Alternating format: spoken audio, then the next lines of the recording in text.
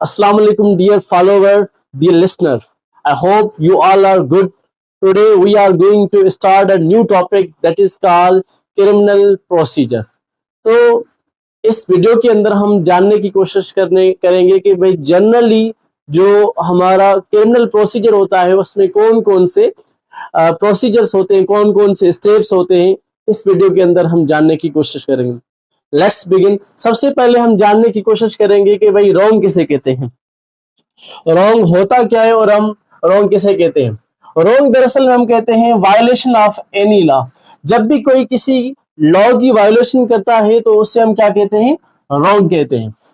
उसके बाद सवाल पैदा होता है क्या रॉन्ग और क्राइम के अंदर कोई डिफरेंस है, तो इस वीडियो के अंदर आपको जवाब मिलने वाला है। क्राइम क्या होता है? It is a violation of criminal law.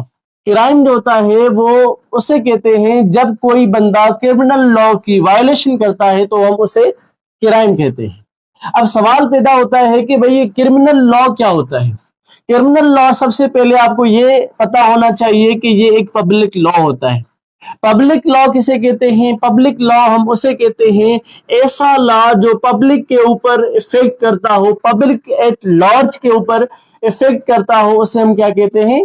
Public law कहते हैं।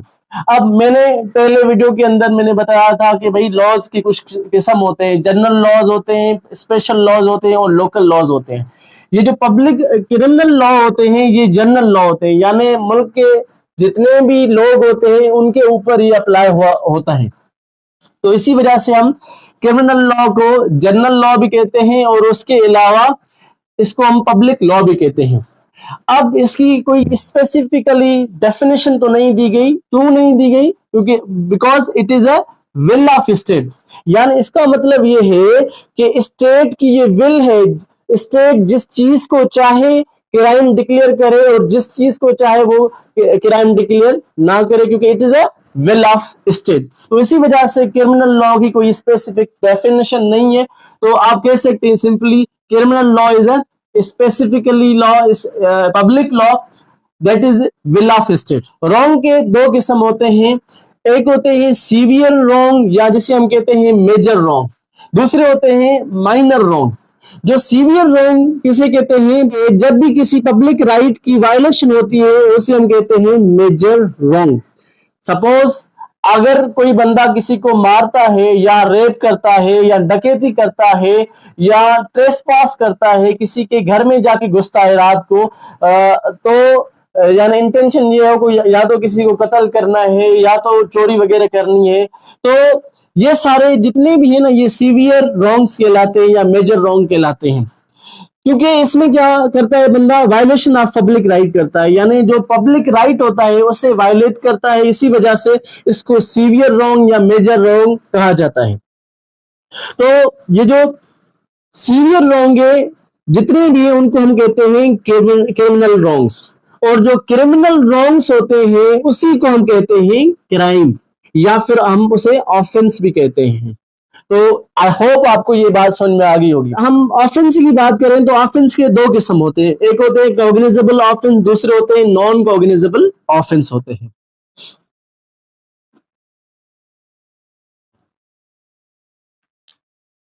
कॉग्निजेबल ऑफेंस हम उसे कहते हैं जो सीरियस नेचर के ऑफेंस हो।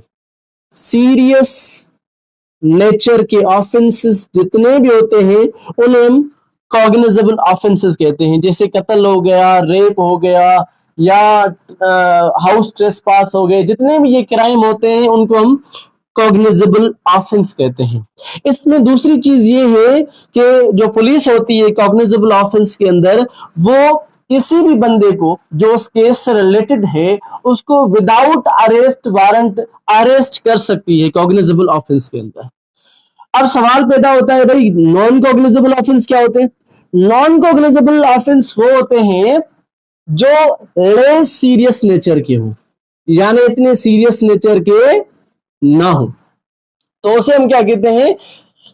नॉन कॉग्निजेबल ऑफेंस कहते हैं। इसमें क्या होता है कि जो पुलिस होती है वो किसी भी बंदे को अरेस्ट नहीं कर सकती विदाउट अरेस्ट वारंट, यानी जब पुलिस के पास उस बंदे के खिलाफ अरेस्ट वारंट होगा तो उस बंदे को पुलिस अरेस्ट कर सकती है, अदरवाइज इन ऑफेंसेस के अंदर जो है पुलिस उस बंदे को अरेस्ट नहीं कर सकती, नॉन कॉग्निजेबल ऑफेंसेस के अंदर।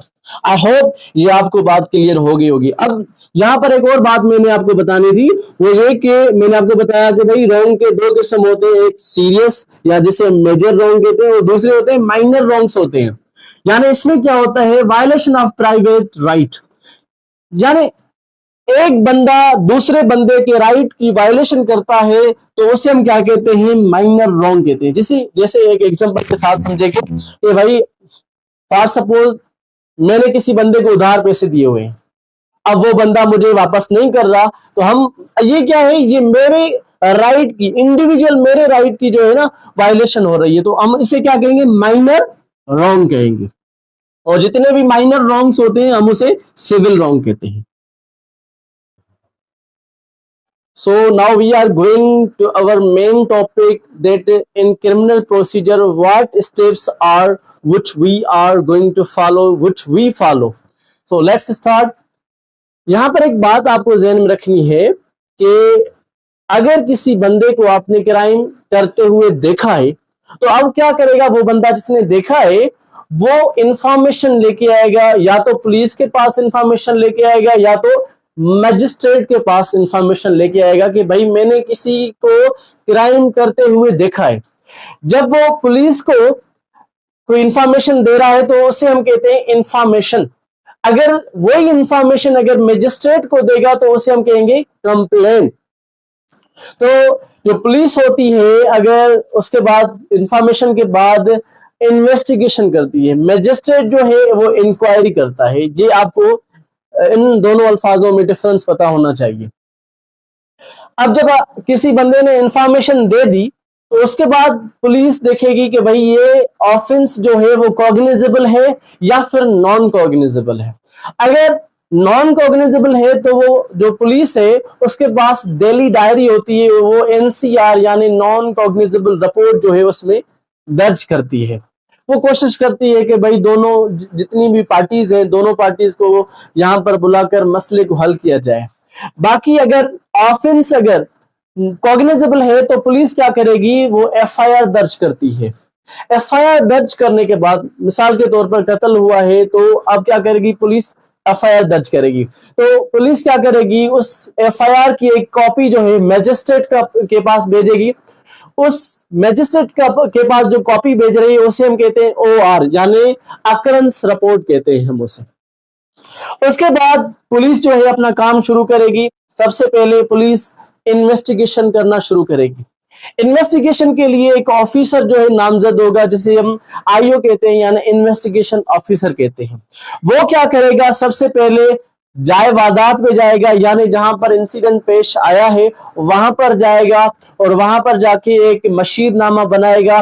मशीरनामे में डायरेक्शन लिखेगा कि भाई ये जो इंसिडेंट पेश आया है वो कहां पर आया है, किस जगह पर आया है, उस जगह का नाम लिखेगा, उस विलेज का नाम लिखेगा। उसके बाद डायरेक्शन का नाम लिखेगा कि भाई ईस्ट में क्या था, वेस्ट में क्या था, नॉर्थ में क्या था, साउथ में क्या था। ये सारी चीजें मशीरनामे के अंदर वो लिखते हैं। तीसरी चीज जो है वो अटेंडेंस लगाते हैं कि भाई अटेंडेंस में विक्टिम कौन था, यानी जिसके साथ जिसका कत्ल हुआ है या जिसका रेप हुआ है या जिसकी चोरी हुई है तो उसका नाम लिखेगा। उसके बाद जो है अक्यूज का नाम लिखता है अटेंडेंस के अंदर, फिर विक्टिम के रिलेटिव के नेम लिखता है। उसके बाद विटनेसेस जो होते हैं यानी किस किस बंदे ने ये क्राइम होते हुए देखा था उसके नाम लिखेगा। ये सारी जो चीजें हैं उस अटेंडेंस के अंदर लिखेगा। उसके बाद जो है जो चौथा स्टेप है इसके अंदर वो होता है एग्जामिनेशन एट पुलिस स्टेशन। यानी पुलिस क्या करती है, जब ये सारी चीजें हो जाती है अटेंडेंस के बाद तो फिर बंदों को पुलिस स्टेशन पे बुलाती है, यानी जितने भी केस से रिलेटेड बंदे विटनेसेस हो गए या लगता है कि भाई इस बंदे का भी कोई ना कोई कनेक्शन है इस क्राइम के साथ, तो पुलिस उसे बुला सकती है और उसकी जो स्टेटमेंट है उसे रिकॉर्ड कर सकती है। उसके बाद पांचवा स्टेप जो होता है, पुलिस के पास अपनी एक डेली डायरी होती है जिसमें उस केस से रिलेटेड जितनी भी बातें होती है, रोज जितनी जितनी भी अपडेट्स होती हैं, वो उस डेली डायरी में राइट डाउन करती है। छठा स्टेप जो है, फिर वो इन्वेस्टिगेशन करने के बाद, पूरी चीजें तफ्तीश करने के बाद पुलिस क्या करती है, एक पुलिस रिपोर्ट बनाती है। पुलिस रिपोर्ट के अंदर सारी चीजें लिखती है, भाई ये जो है किसने कत्ल किया है, किसने देखा है, कौन सी उसे स्टेटमेंट मिली है, ये सारी चीजें जो है पुलिस रिपोर्ट के अंदर जो है वो लिखती है। अब कभी कभी ऐसा केस भी पेश आ जाता है कि भाई क्राइम तो हुआ है, पर उससे रिलेटेड कोई भी सबूत नहीं मिल रहा, कोई विटनेस नहीं मिल रहा, कोई और चीज नहीं मिल रही जिससे केस जो है, केस को आगे लेके जाया जाए। तो उस वक्त क्या करती है पुलिस, क्लोजर रिपोर्ट जो है मजिस्ट्रेट के पास पेश करती है कि भाई ये केस जो है, इस केस से रिलेटेड कोई सबूत नहीं मिल रहा, लिहाजा इस केस को आप बंद कर दें। अगर पुलिस को कोई चीज मिल जाती है, यानी क्रिमिनल मिल जाता है या कोई और चीज मिल जाती है, तो पुलिस क्या करती है, चालान पेश करती है मजिस्ट्रेट के पास, जिसे चार्जशीट भी कहा जाता है। फिर उसके बाद पुलिस का काम यहाँ पर खत्म हो जाता है, इन्वेस्टिगेशन का काम खत्म हो जाता है। फिर जो है मजिस्ट्रेट का काम शुरू होता है। अब मजिस्ट्रेट को चार्जशीट मिलने के बाद, जिसे हम चालान कहते हैं, वो मिलने के बाद पुलिस क्या करती है, मजिस्ट्रेट क्या करता है, मजिस्ट्रेट जो है वो इशू प्रोसेस करता है, यानी जिस बंदे को बुलाना होता है उसको समन भेजता है। अगर समन पे नहीं आ रहा तो वो उसे वारंट भेजता है कि भाई लिहाजा आपके ऊपर ये चार्जेस लगे हुए, आपके खिलाफ ये जो है आप अक्यूज्ड हैं, आपके ऊपर ये चार्जेस लगे हुए हैं, आप लिहाजा कोर्ट में आकर पेश हो ताकि हम केस को आगे लेके चले। तो उसके बाद बंदा पहुंच जाता है। फिर जो होता है ओपनिंग ऑफ द केस होता है, यानी केस की ओपनिंग होती है। केस की ओपनिंग होने के बाद जो मजिस्ट्रेट होता है वो चार्ज फ्रेम करता है। चार्ज फ्रेम का मतलब ये है कि उस पेपर के अंदर वो लिखता है कि भाई, उस बंदे को बताता है कि भाई आपके ऊपर कौन कौन से इल्जामात लगाए गए हैं। वो जो है पढ़ के सुनाएगा उस अक्यूज को कि भाई लिहाजा आपके ऊपर कत्ल का भी केस लगा हुआ है, आपके ऊपर हाउस ट्रेसिंग का भी जो है केस लगा हुआ है, आपके ऊपर जो है अटेम्प्ट मर्डर का भी केस लगा हुआ है, जितनी भी है आपके ऊपर सेक्शन 34 भी लगा हुआ है। वो सारा कुछ जो है वो अक्यूज को बताएगा। वो अक्यूज जो है वो सारी कॉपीज जो अक्यूज को दी जाएंगी कि भाई आप ये ले और जाके अपना लॉयर करके अपने आप को डिफेंस करें। ठीक है, तो जब उस वक्त जो है, उस वक्त जब चार्ज फ्रेमिंग होती है और अक्यूज को बताया जाता है, तो अक्यूज से पूछा जाता है, इसे हम कहते हैं प्ली ऑफ गिल्टी। अक्यूज से पूछा जाता है कि ये आपने सारे क्राइम किए हैं। अगर अक्यूज जो है वो कहता है बिल्कुल हाँ ये मैंने किए हैं, तो फिर अक्यूज को सजा सुनाई जाती है। अगर अक्यूज कहता है नहीं भाई ये जितने भी सेक्शन है वो मेरे ऊपर झूठे लगे हुए हैं, मैं इनको जो है कबूल नहीं करता, तो इससे क्या होता है, इस पॉइंट से केस की ट्रायल की शुरुआत होती है। उसके बाद क्या होता है, प्रोसिक्यूटर एक साइड होता है, दूसरी साइड जो होता है अक्यूज की साइड से एक डिफेंस लॉयर कहा जाता है। जो प्रोसिक्यूटर है वो पीडब्ल्यूज पेश करता है, यानी प्रोसिक्यूटर विटनेसेस पेश करता है, और जो डिफेंस लॉयर होता है डीडब्ल्यूज पेश करता है, यानी डिफेंस विटनेसेस पेश करता है। क्रॉस एग्जामिनेशन होती है, यानी जो डिफेंस लॉयर है वो प्रोसिक्यूटर के विटनेसेस से पूछता है, या फिर उसके बाद अक्यूज से पूछता है, या फिर जो है जिसने इल्जाम लगाया, ये सारी चीजें जो है क्रॉस एग्जामिनेशन के अंदर आ जाती है। उसके बाद क्रॉस एग्जामिनेशन के बाद लास्ट चीज जो होती है वो होती है जजमेंट, यानी सारी चीजें हो जाती है, इन्वेस्टिगेशन हो जाती है, और उसके अलावा कोर्ट के अंदर जितने भी मामला होते हैं, विटनेसेस आते हैं, विटनेसेस की जो है क्रॉस एग्जामिनेशन होती है, ये सारी चीजें होने के बाद लास्ट चीज होती है जज को जजमेंट पेश करनी होती है। तो उस जजमेंट के अंदर अगर या तो वो अक्यूज क्या हो जाएगा, कन्विक्ट हो जाएगा, यानी उसको सजा दी जाएगी, या तो उसे एक्विट किया जाएगा, यानी उसे बाइज्जत बरी किया जाएगा।